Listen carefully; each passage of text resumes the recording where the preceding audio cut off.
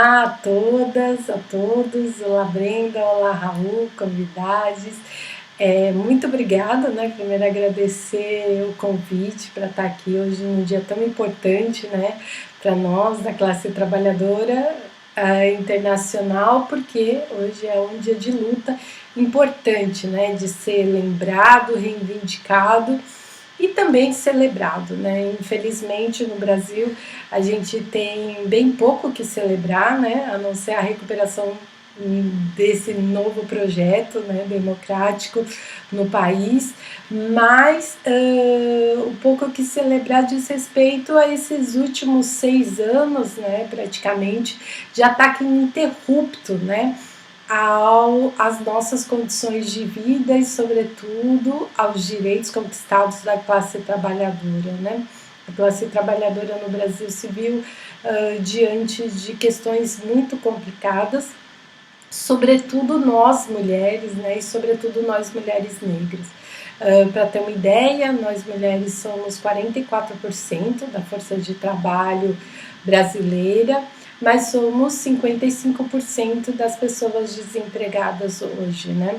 E num período, né, pós-pandêmico, o que a gente vê é uma vulnerabilização muito maior dos nossos direitos, com posições, né, subocupações, com o crescimento, né, de trabalhos, de ofertas de trabalhos precarizadas, com muita insegurança jurídica e, sobretudo, sem direitos assegurados, como é o caso da economia de plataformas, né? E aí a gente está falando de entregadores, de aplicativos, né? O crescimento de motoristas de Uber, ou outras empresas como essas, né? Então, esse ataque à classe trabalhadora, que não é só no contexto brasileiro, mas que no Brasil a gente viu uma agudização, sobretudo pelas políticas ativas, né, de ataque sistemático, né,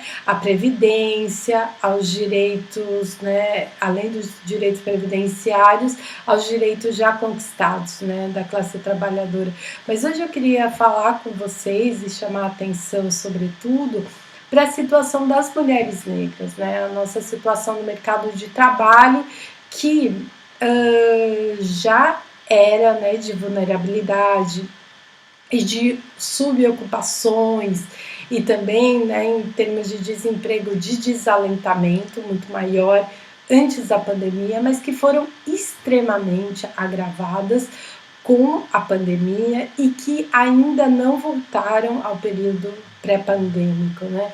A pandemia, ela agudizou as relações de exploração, sobretudo das mulheres negras que trabalham, né, nos setores de cuidado, que são a grande maioria, né, nesse setor, e com condições de remunerações abaixo do mercado, sem os direitos trabalhistas garantidos e muitas vezes com tripla jornada de trabalho, que significa que essa mulher começa a trabalhar na casa dela de manhã, para o cuidado das famílias, isso porque também a grande maioria das famílias monoparentais, né, no Brasil são chefiadas por mulheres negras.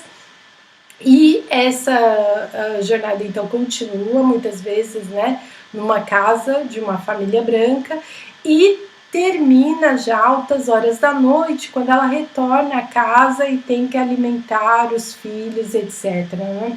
Esse trabalho também de cuidados não remunerado, ele cresceu muito no período da pandemia e continua crescendo, né, nos últimos anos.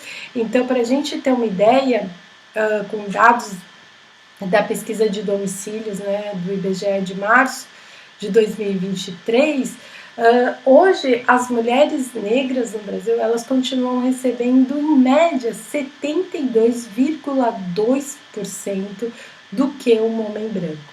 Então, é realmente uma situação estarrecedora.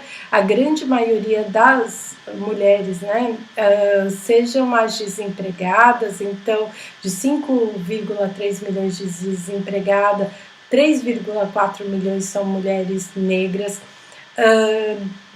só apenas 50% das mulheres negras conseguem uma vaga, né, no mercado de trabalho, e quando conseguem essa vaga são em posições também de menos prestígio, de remuneração extremamente desigual e mais baixa, e sobre quem recai, né, como a gente falou, a grande quantidade do trabalho de cuidados, que não é só esse de levantar, cozinhar, lavar roupa, lavar louça, limpar toda a casa, é também cuidar de pessoas idosas, de cuidar de pessoas doentes em que a assistência sanitária pública também não chegou. Então é uma situação de precariedade que eu queria, né, aproveitar o meu tempo para conversar com vocês. Isso porque eu estou extremamente segura, né, que não vai haver, infelizmente, democracia e reconstrução democrática enquanto a gente não levar a sério essas questões, né, das desigualdades raciais e estruturais, né, que estruturam as desigualdades brasileiras e a expoliação da classe trabalhadora de forma geral. Então, agradecer novamente o convite, desejar a todos um 1º de maio de luta, e a gente segue aqui.